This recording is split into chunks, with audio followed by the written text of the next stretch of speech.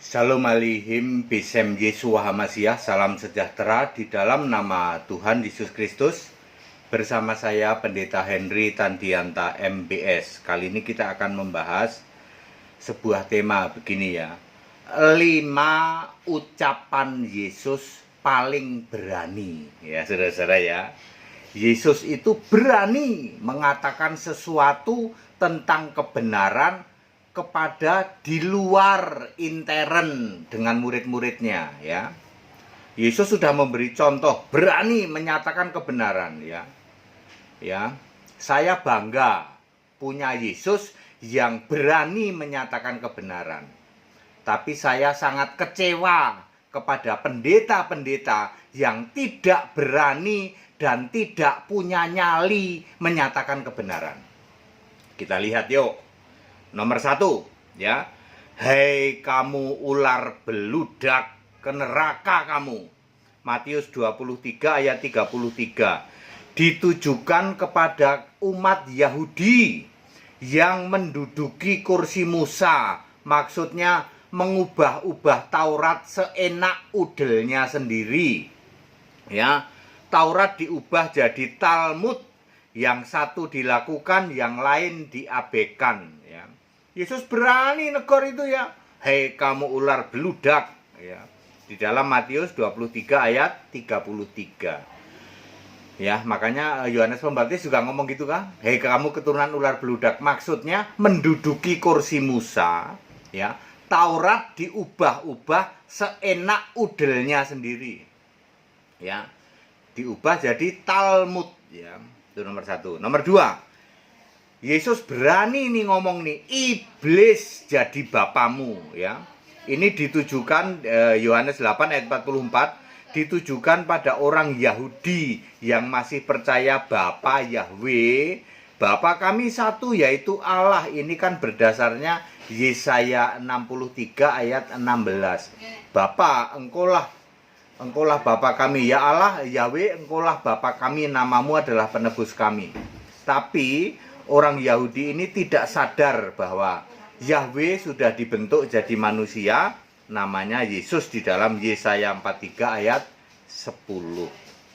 Jadi kepada yang masih ngotot nyembah Yahweh, Yesus bilang iblis jadi bapamu. Dibuktikan tidak ada lagi yang nyembah Yahweh setelah Yesus lahir, karena Yahweh sudah dibentuk jadi manusia, namanya Yesus ya. Maria menyembah Tuhan Allah Maha Kuasa, Elizabeth juga, Zakaria juga. Tidak pernah ada yang nyembah Yahweh setelah Yesus jadi manusia, sebab Yahweh sudah dibentuk menjadi manusia, namanya Yesus. Yang ketiga, Yesus juga berani ngomong ya, berani berkata, mati dalam dosamu, matekon ya. Itu dalam bahasa Maduranya ya. Yohanes 8 ayat 24 ditujukan kepada yang tidak percaya bahwa nanti setelah Yesus ditinggikan di ayat 28. Yohanes 8 ayat 28, nanti setelah Yesus ditinggikan, setelah disalib, mati, bangkit lalu naik ke surga, Yesus itu akulah dia. Maksudnya akulah dia itu akulah Allah, bukan akulah Bapa ya. Akulah Allah dibuktikan Yesus di kitab Wahyu 21 ayat 7. Yesus berkata aku Allah. Yesus tidak pernah ngomong aku Bapa. Tapi kalian semua masih ngotot ya, Yesus yang naik ke surga cuman kalian anggap anak. Nah ini dia ya. Ya contohnya gereja-gereja Tritunggal toh. Yesus itu cuman anak ya toh. Lalu masih sujud kepada Bapa ya. Ya. Maka Anda akan mati dalam dosamu, karena yang kamu sembah Bapa, sementara Yesus cuman anak sujud pada Bapa. Ya semua gereja-gereja Tritunggal ya. Saya kecewa dengan pendeta-pendeta yang tidak berani mengatakan kebenaran, berlindung di balik organisasi gereja ya. Nomor 4, enyahlah hei kamu kambing terkutuk, orang-orang terkutuk, Matius 25 ayat 41. Ini ditujukan kepada semua jemaat yang koar-koar Yesus Tuhan, tetapi tidak pernah berani mengakui Yesus Allah, apalagi mengakui Yesus satu-satunya Allah. Ya, ini karismatik, ini biangnya ya JT, ya NNR, ya hihu, GL itu biang ini semua nih ya. Cuman berani bilang Yesus Tuhan, tetapi gemeteran, ya toh, tidak pernah berani mengatakan Yesus Allah, Yesus satu-satunya Allah, ya. Mengecewakan. Yesus itu sudah ngasih contoh, kita harus berani mengatakan kebenaran. Pendeta-pendeta tidak punya nyali untuk mengatakan kebenaran, ya. Kemudian nomor 5, anak manusia duduk sebelah kanan yang maha kuasa. Ini di dalam Matius 26 ayat 64 maupun Markus 14 ayat 62. Yesus berani ketika ditanya, Yesus, apakah engkau itu anak Allah? Ya, lalu Yesus bilang apa? Akulah dia. Di dalam Markus 14 ayat 62. Berani Yesus, resikonya mati disalib, ya. Ya, layak dihukum mati lalu dijatuhi hukuman mati, ya.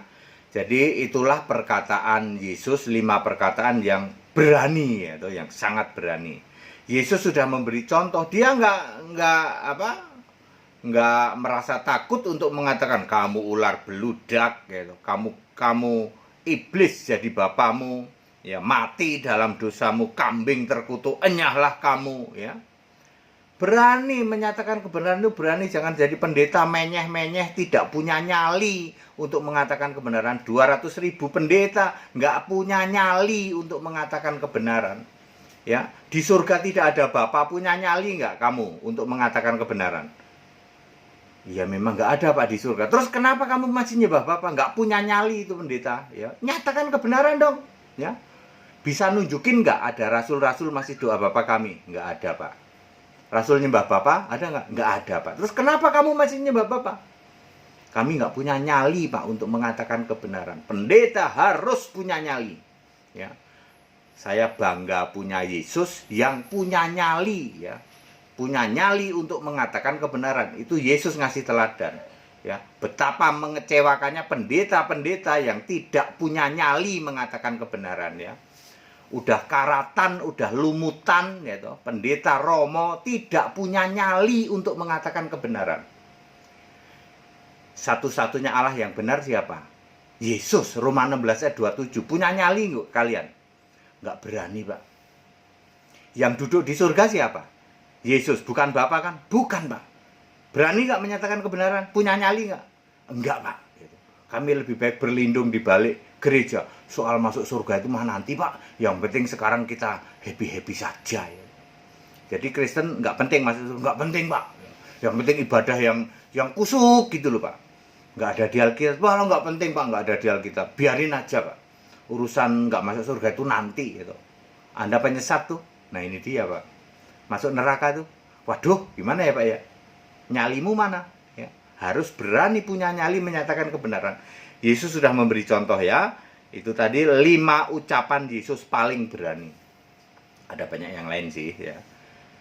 Ya, padat, singkat, dan clear, Bapak Ibu Saudara. Sebagai hamba Tuhan harus punya nyali mengatakan kebenaran, ya. Itu dia. Dasarnya apa? Alkitab, jangan ngarang.